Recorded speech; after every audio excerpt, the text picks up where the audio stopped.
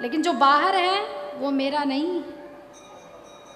खूब थाली वाली सजा कर रखी है, खूब अच्छे पकवान रखे, थोड़ा बहुत खाया, अंदर गया। जितना आप खा सकते हैं उतना ही तो खाएंगे। पेट की एक सीमित मात्रा है, लेकिन राम नाम लेने की, इसको स्थान देने की कोई सीमित मात्रा नहीं है।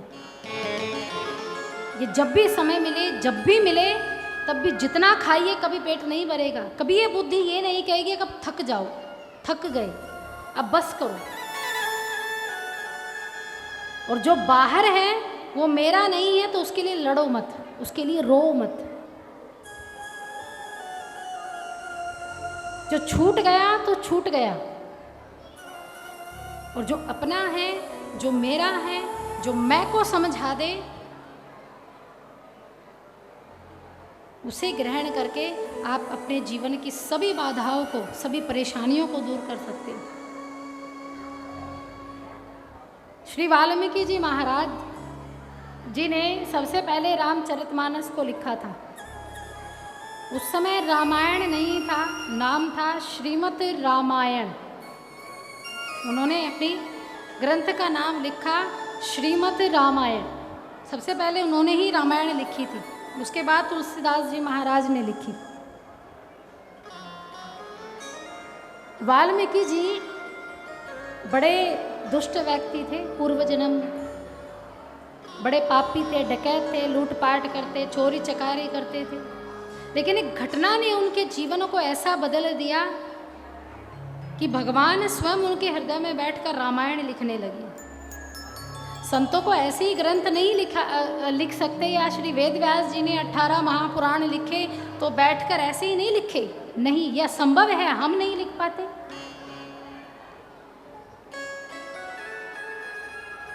ये तो भगवान जब कृपा करते हैं, भगवान जब हृदय में बैठ जाते हैं, दर्शन देते हैं। पहले ताम्र पत्र होते थे, कोई कॉपी किताब नहीं होती थी। और जब ग्रंथ ही नहीं लिखे हैं तो पढ़ेंगे क्या? आज तो हम पढ़ सकते हैं, फिर लिख सकते हैं, लेकिन उस समय कोई ग्रंथ ही नहीं होगा तो क्या पढ़ेंगे और क्या लिखेंगे? जो आप अपने सामने अभी ग्रंथ देख रहे हैं तो साधारण ग्रंथ नहीं है। या आप ये सोचे कि मनुष्य ने अपनी कृति कर दी, और जो घटना आज घटित हो रही है, जो आज हमारे साथ हो रहा है, वो पहले कभी से कभी ऋषि मुनियों ने लिख डाली। साइंस को आप सब मानते हैं ना? हम हर चीज में प्रमाण खोजते हैं, प्रत्यक्ष खोजते हैं। बिना प्रमाण के हम कभी विश्वास नहीं करते किसी भी बात का। लेकिन पुराण साइंटिफिक हैं, साइंस पर आधारित है। जो चीज आज हो रही है, वो चीज कई साल पहले बड़े बड़े महर्षियों ने, संतों ने लिख दी अपनी दिव्य वाणी से, मात्र दर्शन से। एक बार समाधि लगा ली, 1000 वर्षों तक समाधि लगा ली, और दर्शन हो गए भगवान के, और कलम अपने हाथों पर अपने आप लिखने लगी। अब क्या लिखा जाएगा, वो भगवान ही लिखवाते हैं। ऐसे ग्रंथ लिखे गए थे। आज तो हम पढ़कर लिख सकते हैं, समझकर लिख सकते हैं, लेकिन उस समय तो पढ़ने का कोई साधन ही नहीं था। तो ग्रंथ भगवान के मुखारविंद की शोभा बनकर प्रकट हुए हैं, इसलिए इन्हें साक्षात प्रत्यक्ष एव यानी कृष्ण एव कहा जाता है, या राम एव कहा जाता है। यानी कोई भी ग्रंथ पढ़ो तो ये सोचकर पढ़िएगा कि साक्षात कृष्ण को हम पढ़ रहे हैं, या रामचरितमानस को पढ़े तो राम का चरित्र हम पढ़ रहे हैं, और राम को ऊपर से नीचे तक स्कैन कर रहे हैं कि वो कैसे हैं। भले ही उसका रंग रूप नहीं है, चाल ढाल नहीं है, लेकिन आत्मीय दृष्टि से हम उनका अनुभव कर रहे हैं। उस प्रेम को उन गाथाओं से, कथाओं से हम ज्ञान को प्राप्त कर रहे हैं।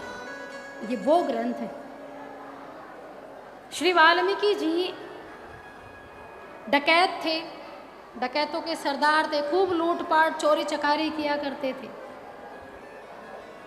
एक बार नारद जी क्या करते हैं नारद जी क्या करते हैं? किस नाम का उच्चारण करते हैं? नारायण नारायण। अब नारद जी के पास बेचारी एकमात्र वीणा। श्री वाल्मीकि जी जो डकैत थे उनका नाम था रत्नकार, तो चोरी करना उनका काम, यही व्यवसाय। तो एक बार नारद जी की कुटिया में घुस गए। अब नारद जी के पास क्या मिले बेचारे, तो और तो कुछ मिला नहीं, लेकिन नारद जी की वीणा उठाकर चल पड़े। तो नारद जी ने आवाज़ लगाई, अरे जरा ठहरो, इस वीणा को लेकर कहाँ जा रहे हो? बोले चोरी की है तुम्हारी, तो लेकर जाएंगे। बोले महाराज मेरे पास तो एकमात्र चीज़ यही है, मेरा यही सहारा है, यही छिन गया तो मैं क्या करूँगा? बोले तुम्हारे पास कुछ नहीं है तभी तो लेकर जा रहे हैं। बोले एक बात पूछूं? बोले पूछो। बोले तुम चोरी चकारी करते क्यों हो? बोले पेट पालते हैं, पत्नी का पेट पालते हैं, माँ बाप का पेट पालते हैं, अपने बच्चों की देखरेख करते हैं, इसे बेचकर धन मिलेगा।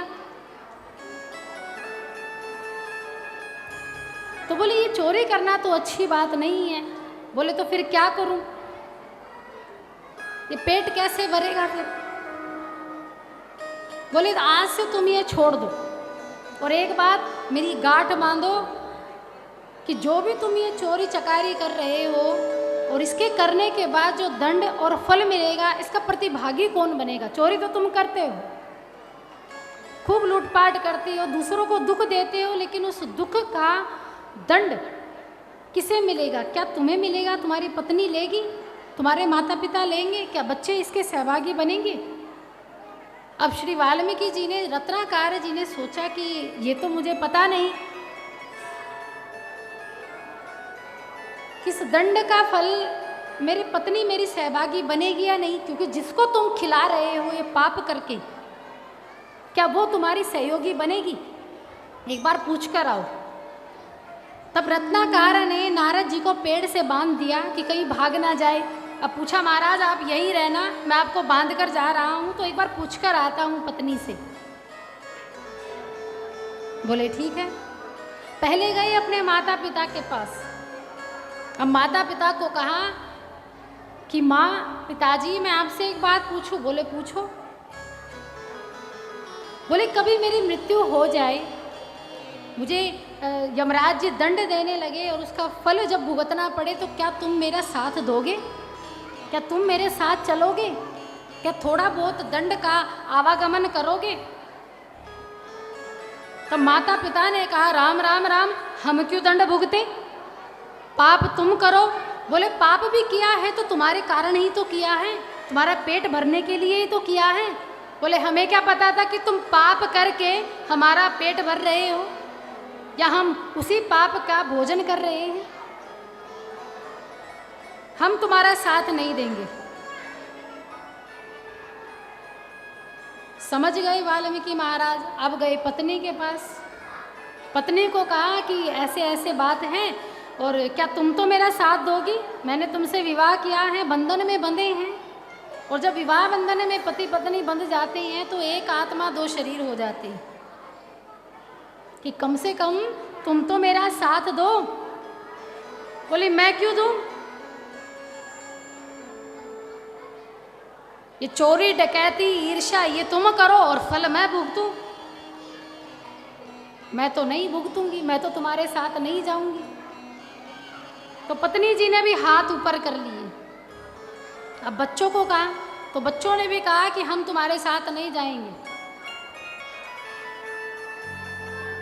ना मरते समय तुम्हारे साथ जाएंगे, और अब तुम्हारे इस पाप का दंड भी हम कभी अपने सिर पर बोझ बनकर नहीं रखना चाहते।